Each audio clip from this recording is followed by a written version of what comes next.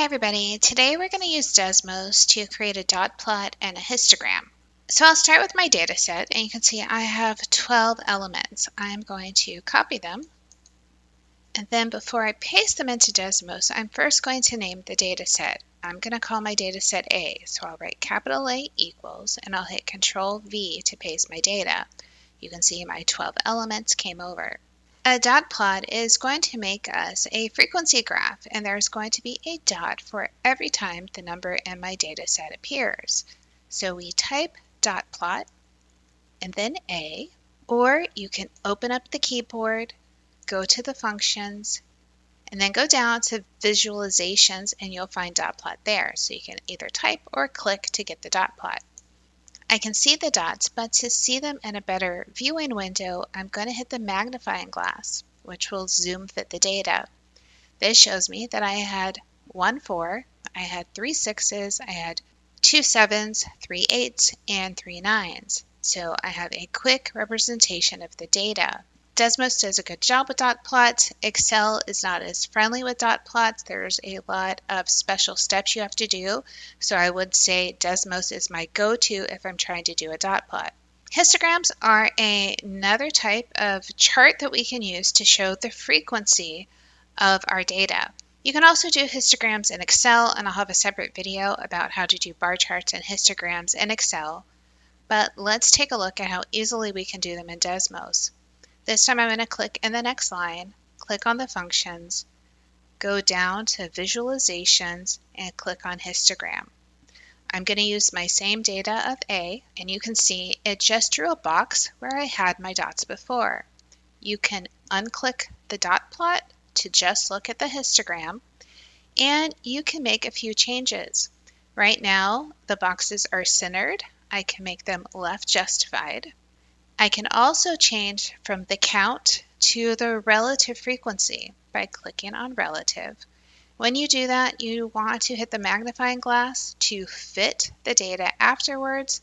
Let's grab a bigger set of data and take a second look at doing a dot plot and a histogram. So to take a bigger data set, I went to this report from Statista, which shows the age of all presidents of the United States when taking office for the first time from 1789 to 2021. I downloaded the Excel, which summarizes the data. So now I just need to copy the data. And back in Desmos, I'm going to call it P for president equals and hit Control V to bring in all the data points. This time I have 45 elements. We could click the functions, go to visualization, pick dot plot, and then put P for our dataset presidents. Let's hit zoom fit to see our data. This time the data looks more scattered. What we can do to help organize the data is add a bin.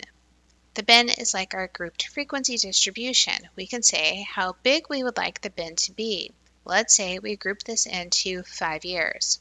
Now I can hit zoom fit again, which shows us a little bit better view of the distribution. I'm also going to go to the settings, and I'm going to ask it to step the x-axis by 5s to correspond with our bin size of 5, and I'll turn off minor grid lines. I'm also going to change the y-axis to be in steps of 5. Now I can see the bins really clearly. We could also add in a histogram.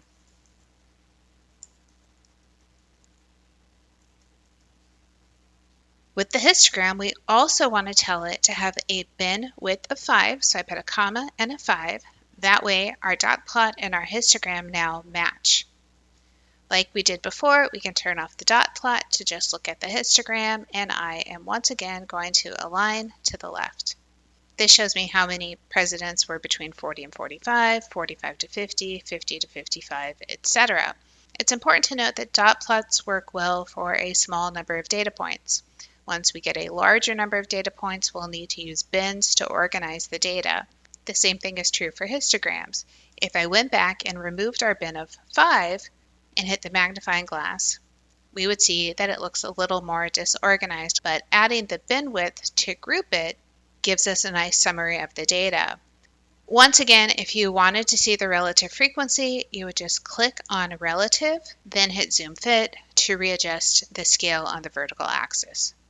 If you want to share the graphs, that you can click on the share graph and export the image. You can also just take a screenshot of the image. You can also share the graph using the URL.